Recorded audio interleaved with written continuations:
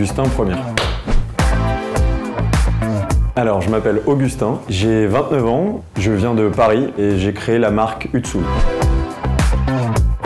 Donc Utsul, c'est une marque d'artisanat ukrainien, un artisanat éco-responsable puisque tout est fabriqué sans intervention d'énergie carbonée.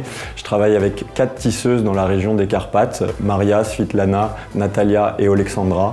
Et l'idée est de un peu faire ce que j'appelle la route de la laine. À l'époque, on connaissait tous la route de la soie. Là, l'idée, c'est de désenclaver ces produits et les faire connaître au marché européen, d'abord au marché français, pour inviter les légendes des Carpates dans votre salon, chez vous, inviter l'Ukraine à la maison et en même temps avoir un impact positif sur la vie de ces tisseuses qui connaissent pas mal de contraintes structurelles et conjoncturelles dans leur vie de tous les jours, dans cette production, et justement pour leur permettre de préserver cet artisanat et la tradition.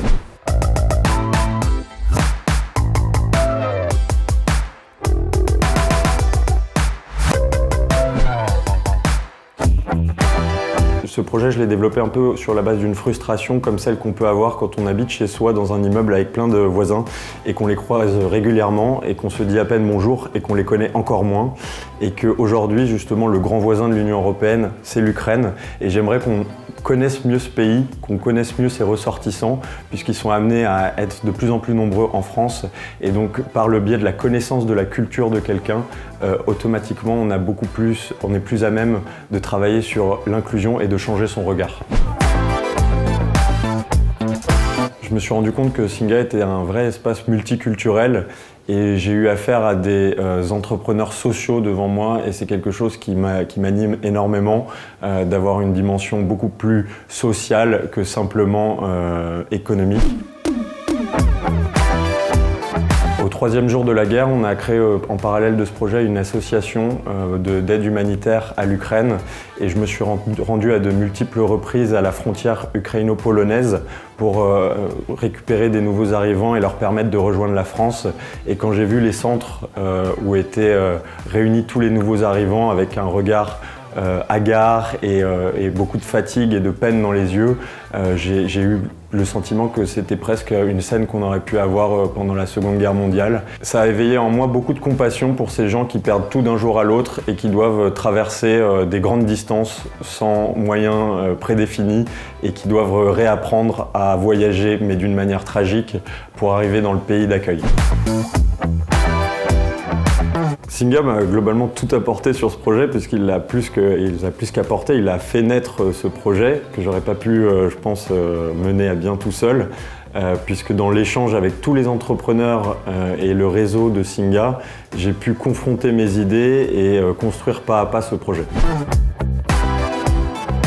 Je rêve d'avoir créé la route de l'artisanat dans les Carpates ukrainiennes, comme on aurait la route des vins en France, et de développer un écotourisme qui puisse vraiment mettre en valeur et redorer le blason de cette région qui est en train de souffrir considérablement du fait de la guerre, et en même temps pouvoir développer ma marque avec des Ukrainiens et des Ukrainiennes en France pour leur permettre de se rattacher à leur culture d'origine, ne pas l'oublier et faire encore mieux que moi la promotion de cette culture que j'aime tant.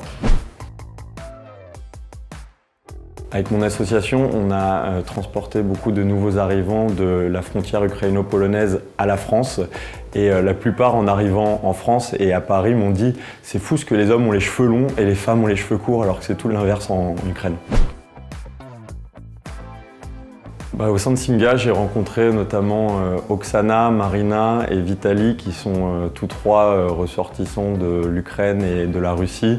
Et évidemment, j'avais un lien déjà très fort avec eux, mais eux étaient très étonnés que quelqu'un s'intéresse tant à leur pays. Et donc c'était très touchant de voir ça aussi, de ma perspective à Paris. Et je pense que de là est née une amitié, on s'est dépanné. Oksana, j'ai essayé de lui trouver un emploi de concierge dans un bâtiment, malheureusement ça n'a pas fonctionné. Vitali, j'ai pu lui rapporter des documents d'Ukraine qu'il avait écrits et qu'il ne pouvait pas récupérer, j'ai pu les récupérer là-bas en Ukraine et les ramener en France. Donc voilà, c'est un peu un réseau d'entraide au-delà de l'amitié. Singa, pour moi, c'est une vraie incarnation de diversité et de multiculturalisme. Parfois, ces mots peuvent être un peu galvaudés, mais dans ce lieu, dans cet espace, Je sens vraiment que les gens ont des histoires particulières, parfois difficiles, mais que ça leur amène un semblant d'universalité sur ce qu'est l'humanité, et tout en portant chacun sa particularité. Et c'est donc un peu ça, Singa, c'est un grand lieu où on peut être tous humains avec chacun son identité.